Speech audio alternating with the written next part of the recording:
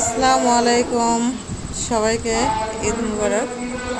আজ ঈদুল আজহার শুভেচ্ছা সবাইকে। তো আজকের ভিডিওটা আমি সকাল সকাল শুরু করে দিয়েছি। সকালে উঠে যেগুলো কাজ ছিল, আসলে ঘরের কাজ যেগুলো সব কাজ করা হলো, ঘর ঝাড়ু দেওয়া, উঠান ঝাড়ু দেওয়া, রাস্তাগুলো পরিষ্কার করা হলো ভোরবেলা উঠেই। আবার হচ্ছে সব কাজ করে এখন আমরা রান্না বান্না করব। তো এই যে লুচি করতে হবে, লুচি সেমাই সুজি রান্না করা হয়। তো প্রতিবারে যা যা করা হয় আর কি সেটাই করা হবে। তো এখন এই যে আটা, এটা হচ্ছে সাদা আটা, এটা দিয়ে হচ্ছে লুচি করব। তো এখানে লবণ, হালকা চিনি আর তেল দিয়ে আটাটা মাখিয়ে নেব। মাখিয়ে নিলে ভালো হয়, তেল দিয়ে আর চিনি একটু দিলে মানে ভালো হয়, নরম মচমচে থাকে। তো এদিকে সুজিটা রান্না করে নিচ্ছি। সুজি ভেজে নিলাম, ভেজে নিয়ে তারপরে হচ্ছে আলাদা করে দুধ দিয়ে সুজি রান্না করা হচ্ছে, কারণ সেমাই হচ্ছে বৈশাখীর বাবা খায় না। তো প্রতিবারের মতো সুজি হচ্ছে আমি বরফি করি, তো বরফি আর করব না, এমনিতে এই সুজিটা রান্না করব, একটু পাতলা করে রান্না করব যাতে লুচি দিয়ে খাওয়া যায়, এই জন্য। বা এমনি এমনি খাওয়া যাবে, লুচি দিয়ে খাওয়া যাবে এভাবেই।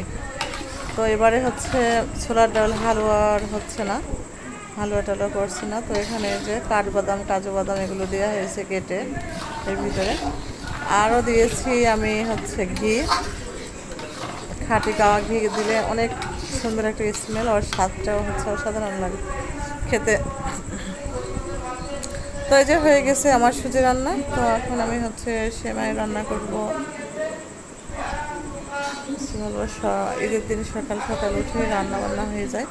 আজকে একটু দেরি করে ওঠা হয়ে গেছে, এই কয়েকদিন থেকে প্রচণ্ড ইয়ে হচ্ছে। আর এখানে যে দুধ জাল দিয়ে রেখে দেওয়া হয়েছে সেমাই, লাচ্ছা সেমাই করার মানে ই করার জন্য।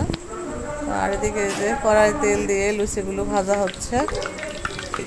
তো যাই হোক সব কিছুই হয়ে যাবে। আমি হচ্ছে মনে করলাম যে মাটির চুলায় রান্না করবো, তো এখানে গ্যাসের চুলাই হচ্ছে ই করছি।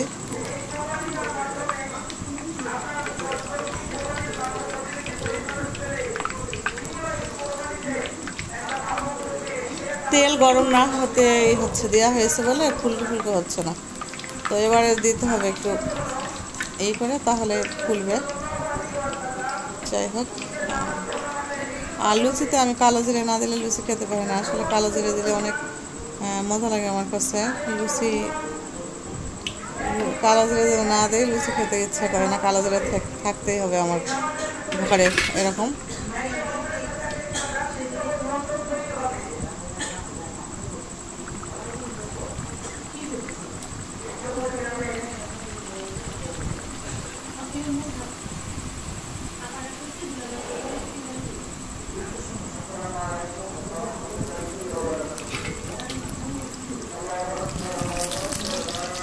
ঈদের দিন সকাল সকাল উঠে একটু মানে বেশি মানে ই করতে হয়, কারণ হচ্ছে তাড়াহুড়ো করে মানে সব কিছু করা হয়। আর এটা তো কুরবানি ঈদ, কুরবানি ঈদ হচ্ছে কুরবানি ঈদে নামাজে যাই, না খেয়ে নামাজে চলে যাই। তো আমি এগুলো করছি বলে বৈশাখী বাবা বলছে তুমি এখন এগুলো করতে গেলে কেন, কারণ আমরা তো খেয়ে যাব না, এসে খাবো। আসলে আমি মনে করি যত তাড়াতাড়ি হয় তত ভালো। তো এই যে আমার সেমাই, এটা হচ্ছে তো এই যে বাদাম টাদাম দিচ্ছি, ওর ভিতরে দেওয়া হয়েছে, দুধের ভিতরে দেওয়া হয়েছে, তারপরে সাজানোর জন্য উপরে উপরে দিলে বেশ ভালো হয়। তো এই যে এক প্যাকেট, বেশি সেমাই রান্না করা হয়নি, কারণ মানুষ অল্প আর মিষ্টি খেতে ইচ্ছে করে না। আমি তো মিষ্টি খাই না, আমার ছেলে মেয়েরা যা খাবে আর কি। তো এই যে সব রান্না বান্না হয়ে গেছে। তো এই চলে যাচ্ছে আর আমাদের তাসনিম, এই যে আমাদের ইমাম সাহেবের মেয়ে। তো ও বসার সঙ্গে অনেক ভাব। আর দেখেন নামাজ যাচ্ছে বাবা ছেলে, আর আমাদের একদম গেটের সামনে পর্যন্ত এই দেখেন এখানে বসেছে লোকজন নামাজে। তো আমি একটু হচ্ছে ছাদে যাবো, ছাদ থেকে একটু ভিডিওটা হচ্ছে করবো। তো দেখি এই যে ছাদে চলে এসেছি, দেখেন কত মানে আসলে ভালো লাগে। আমি অনেক ভালো লাগে এগুলো দেখতে, যে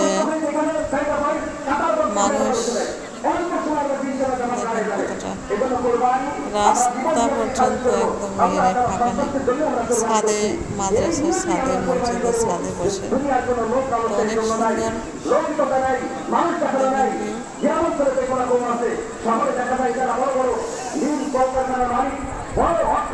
ঈদের দিন মানে যে ঈদের নামাজ আমরা ছোটবেলায় গিয়েছি, আমাদের ঈদগাহ অনেক দূরে, তো আমরা গিয়েছি হাঁটতে হাঁটতে আবার এসেছি, অনেক আনন্দ লাগতো ছোটবেলা যখন যেতাম। তারপর পরে যখন হলাম তখন আর নামাজ দেখা হয়নি ঈদের। তারপরে যখন বিয়ের পরে এখন এসে আমাদের একদম বাড়ির সামনে, তো নিজেকে অনেক মানে মনে হয় যে আমাদের বাড়ির সামনে হচ্ছে ঈদগাহ, মাদ্রাসা, মসজিদ, খুবই ভালো লাগে নিজের কাছে। দেখেন সকালবেলা অনেক সুন্দর রোদ উঠেছে আর হাওয়া হচ্ছে অনেক সুন্দর, গরম টরম কম। আজ ঈদের দিন একটু আবহাওয়া আছে নরম, এই জন্য যাই হোক ভালোই ভালোই সব কিছু হয়েছে। রবিমের বাবা বসে পড়েছে এখানে, রাস্তাতে বসে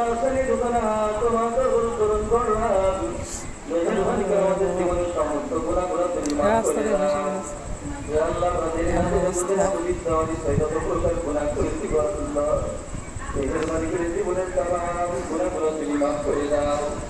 আল্লাহ আমাদের হাত ধরে আমাদের মা আল্লাহ কৃতিকুল মাতৃকুল শ্বশুরকুল শাসন করছে যেখানে কবরে শহীদ আল্লাহ মেহেরবানি করে তুমি সকলের কবর আযাব মাফ করে দাও। আল্লাহ সেখানে সে গোরস্থানে যত যেখানে শহীদের আল্লাহ মেহেরবানি করে সকলের কবর আযাব মাফ করে দাও। আল্লাহ কবরে এমন ব্যক্তি আছে তাদের পক্ষে দোয়া করার মতো দুনিয়াতে কেউ নাই।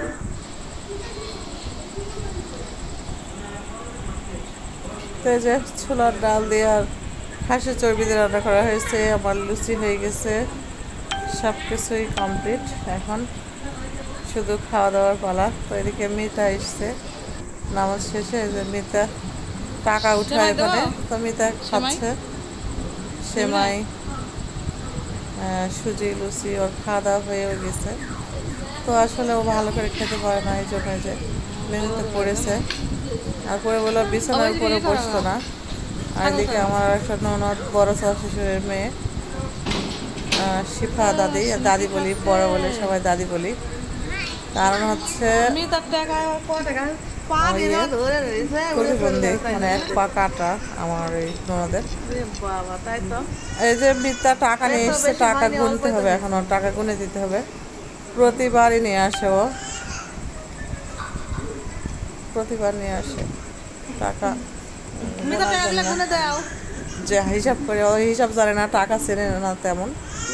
তো এই যে আমি করছি, বৈশাখীর বাবা করে দেয়, তো আমি কাজ মাছ সেরে এখন এই যে টাকাগুলো, একটা 50 টাকা আর যে 20 টাকা কয়েকটা, তো এখন আমি করে দিচ্ছি।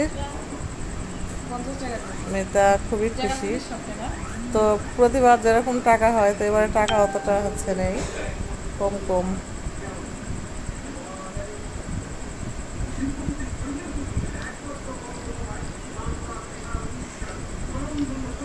শত কষ্টের মাঝেও মিতার সঙ্গে কথা বললেই ভালো হয়ে যায় মন, তাই না মিতা?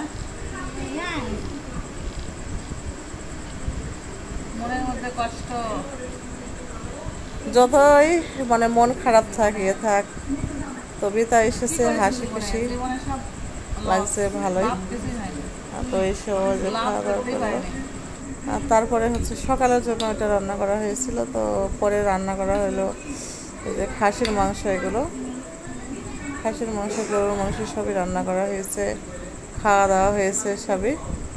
তো ওভাবে ভিডিও করা হয়নি। এই যে গরুর মাংস এগুলো, তো গরুর মাংস তো সেদিন রান্না করা হয়েছিল। তো গরুর মাংস ছাড়া চলে না, কারণ গরুর মাংস ছাড়া আমি তো কোনো মাংস খাই না।